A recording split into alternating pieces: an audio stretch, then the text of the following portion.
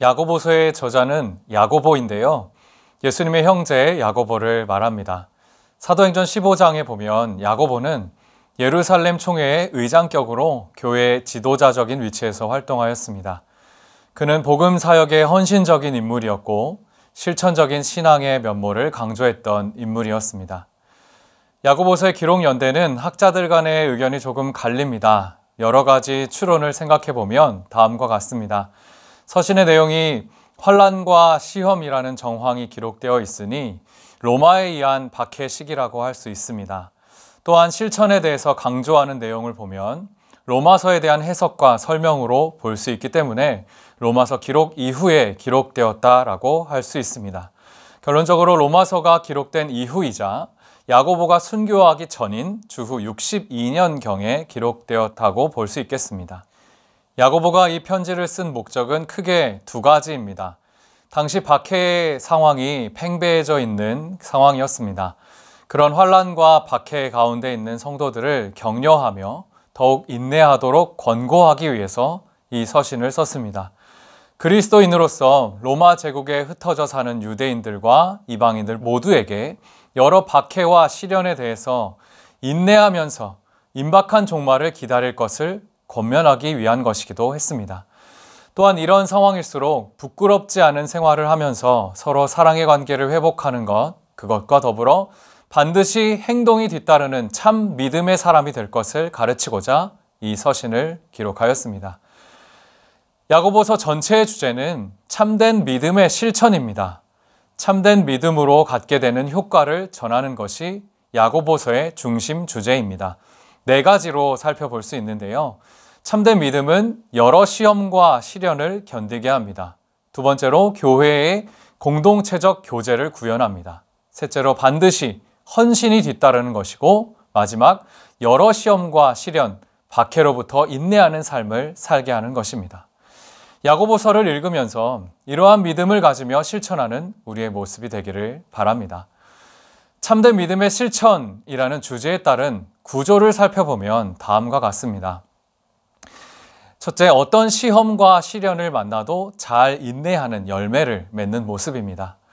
믿음의 시련이 인내를 만들어냅니다. 이런 참 믿음을 소유한 자는 자연스럽게 시험을 당해도 온전히 기쁘게 여길 수 있습니다.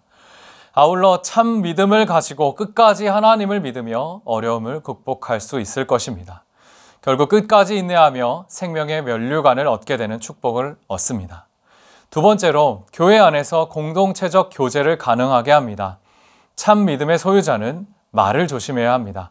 그래서 듣기는 속히 하고 말하기는 더디하라고 하는 말씀을 실천해야 하는 것이죠. 참 믿음은 말만 앞세우는 것이 아니라 선행이 뒤따르는 것입니다.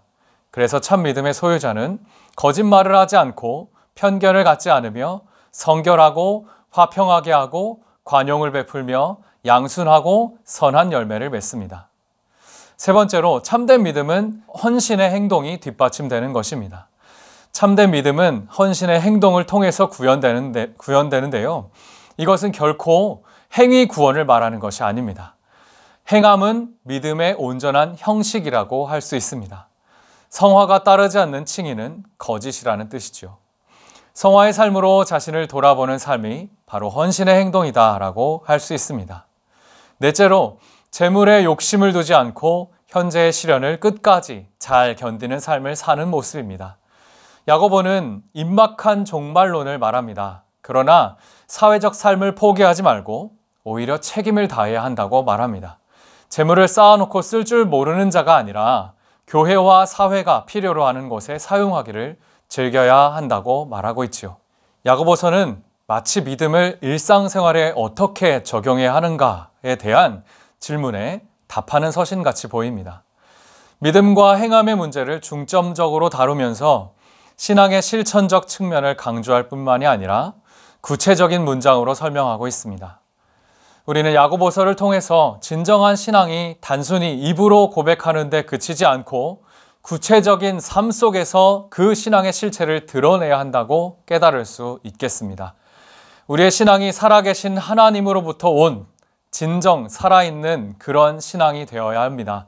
그렇기 때문에 우리는 마땅히 하나님과 더불어 호흡하면서 우리의 신앙이 살아있는 것을 우리의 삶과 행동을 통해 세상에 나타내야 할 것이라 믿습니다. 야고보서를 통하여 우리의 삶이 더욱더 성화되기에 힘쓰기를 축원합니다.